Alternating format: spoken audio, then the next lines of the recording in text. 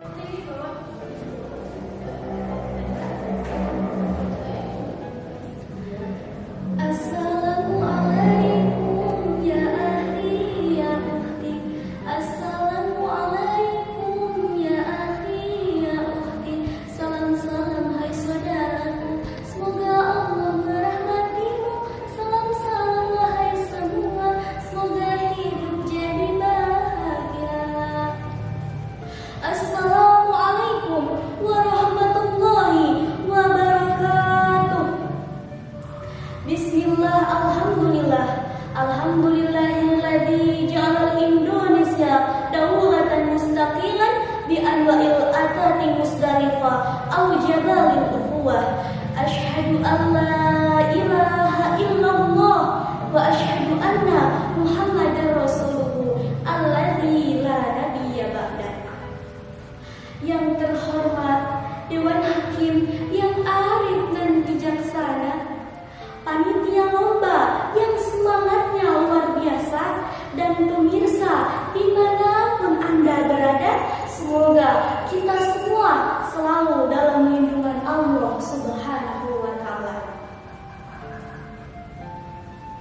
Yang pertama, marilah kita panjatkan syukur kehadirat the King of the King, the love of the world, and the creator of everything in this universe is Allah Subhanahu wa Ta'ala. Biqaulina alhamdulillah.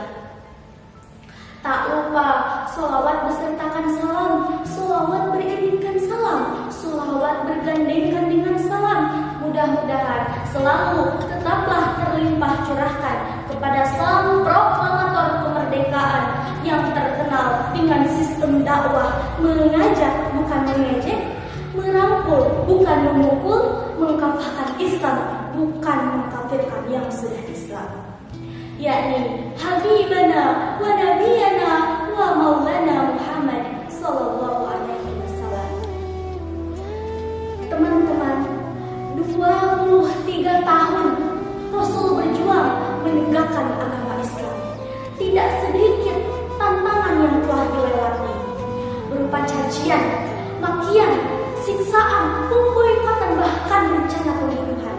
Tetapi Rasul tidak bergeming sedikit pun. Beliau tetap istiqomah dalam menegakkan ajaran agama Islam di muka bumi ini. Hadirin hadirat rahimahullah, Islam adalah agama damai. Sesuai dengan namanya, seorang muslim ialah orang yang berhak menebarkan salam ketentraman dan salam kedamaian. Oleh karena itu, pada kesempatan yang sangat mulia ini, perkenalkan, saya Irma Rahmawati akan menyampaikan sebuah mau'izah hasanah yang berjudul Moderasi Beragama dalam Ruang Lingkup Teman Sebaya. Kenapa harus moderasi beragama? Karena moderasi beragama ini acap kali menjadi berita hangat yang diperbincangkan oleh masyarakat. Dalam berbagai kehidupan, tentu kita akan bertemu dengan moderasi beragama. Dalam pertemanan pun yang memiliki latar belakang yang berbeda, pasti akan menimbulkan moderasi beragama dari perspektifnya. Lalu, bagaimana cara beragama dalam lingkaran pertemanan? Kita sebagai makhluk sosial harus bersosialisasi. Karena pada dasarnya manusia tidak bisa hidup sendiri. Karena dari sejak lahir sampai masuk liang kubur, manusia selalu membutuhkan orang lain selain dirinya sendiri. Oleh karena itu, kita sebagai manusia harus bersosialisasi dengan orang lain, seperti berperan sebagai teman, sahabat, saudara, bahkan seperti keluarga. Dalam satu pertemanan, pasti kita memiliki pemahaman dan sudut pandang yang berbeda. Ketika kita berkumpul dengan teman dan tujuan selain untuk bersilaturahmi, tentu kita bercerita atau curhat mengenai masalah hidup dan lain-lain. Apabila masalah tersebut menyangkut hal yang berbau agama, mereka pun saling mengeluarkan pendapat dan pemahaman mereka. Contohnya mengenai hukum halal dan haram suatu masalah. Terkadang mengenai hal tersebut saja dapat memecahkan pertemanan dan berimbaskan pada permusuhan. Yang satu mengatakan ini, lalu yang lain mengatakan itu, dan mereka pun tetap berpegang teguh pada pendirian mereka. Kita harus bersikap wasatiyah, yaitu tengah-tengah. Karena kata baginda Rasul, khairul umur awsatuha, perkara yang paling bagus itu yaitu tengah-tengah. Atau kita harus bersikap tidak berpihak kepada siapapun. Atau kita juga harus memberikan pemahaman kepada teman kita yang berbeda pendapat. Karena Rasulullah SAW bersabda, al-muslimuna man muslimuna bil lisanihi wa yadihi. Orang Islam itu adalah orang yang selalu memberikan rasa aman kepada orang lain atas ucapan dan perbuatannya. Pantang bagi seorang muslim menjadi biang kerok. Karena apa, saudara? Karena di zaman sekarang banyak tukang kompor. Hangat di sana, surut di sini, bahkan di sana panas di sini, terbakar kita. Dia lari sambil bertepuk. Apakah kita akan seperti itu, saudara?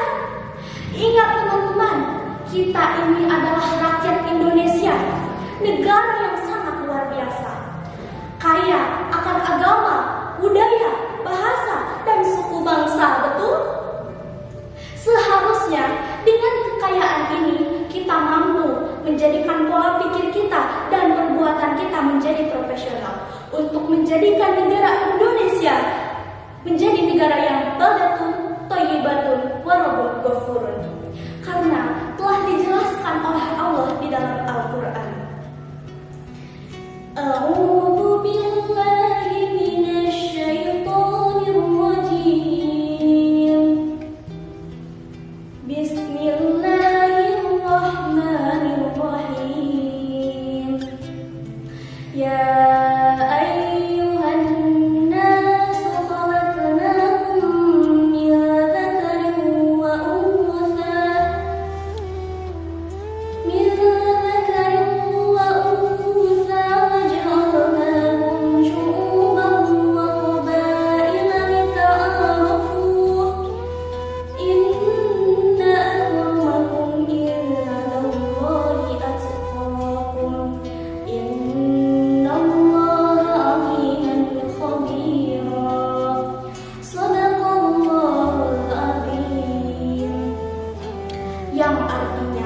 wahai manusia, sesungguhnya kami telah menciptakan kamu dari seorang laki-laki dan seorang perempuan. Kemudian kami jadikan kamu berbangsa-bangsa dan bersuku-suku agar kamu saling mengenal. Sungguh yang paling mulia di antara kamu di sisi Allah ialah orang yang paling bertakwa. Sungguh Allah Maha Mengetahui lagi Maha Teliti. Quran Surah Al-Hujurat ayat 13. Berdasarkan ayat tersebut dapat dijelaskan bahwa adanya perbedaan di antara kita supaya kita bisa saling mengenal. Dan dapat kita jelaskan dalam Al-Quran Surah Al-Hujurat ayat 13 dapat kita canangkan melalui 4 perkara. Yang pertama ialah cu, yang kedua ci, yang ketiga ma, yang keempat ta, alias disingkat cuci mata. Tapi bukan sembarang cuci mata. Apa itu? Yang pertama ialah cu, curahkan semangat untuk membangun negeri dengan silaturahmi.